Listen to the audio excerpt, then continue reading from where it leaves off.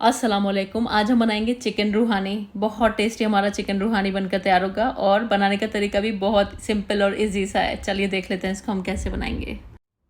Chicken रूहानी बनाने के लिए सबसे पहले 8-10 काजू, 8-10 बादाम, 5-6 छोटी इलायची, 3-4 लौंग और आधा टीस्पून काली मिर्च और 1 टीस्पून ले लेंगे नारियल का बुरादा यानी कि डेसिकेटेड कोकोनट या फिर सूखा हुआ नारियल आप चॉप करके भी यूज़ कर सकते हैं। थोड़ा सा पानी डालकर इसका एक पेस्ट बना लेंगे।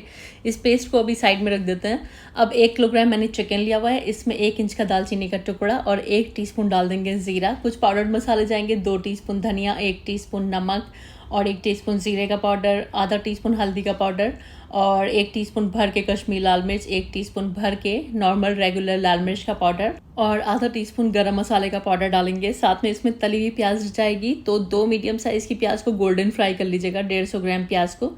और इसी के साथ जो हमने पेस्ट बनाया ना, वो पेस्ट भी हमें इसमें डाल देना है।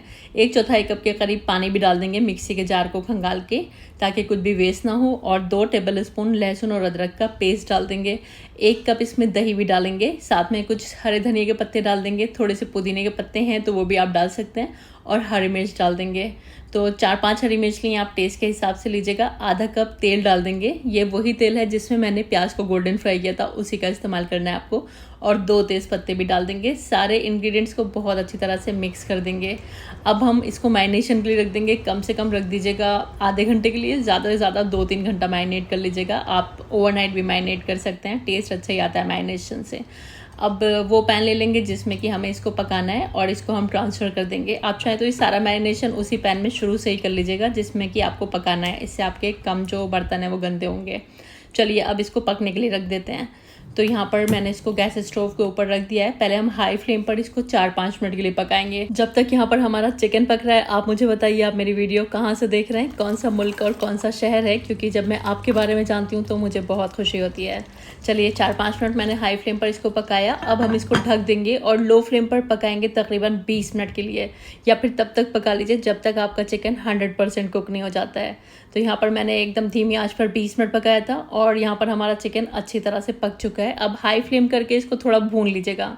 तो इससे क्या होगा, चिकन हमने स्टार्टिंग में ज़्यादा नहीं भुना है, तो इस टाइम पर हम भून लेंगे तो बहुत अच्छा टेस्ट हो जाता है हमारे चिकन का।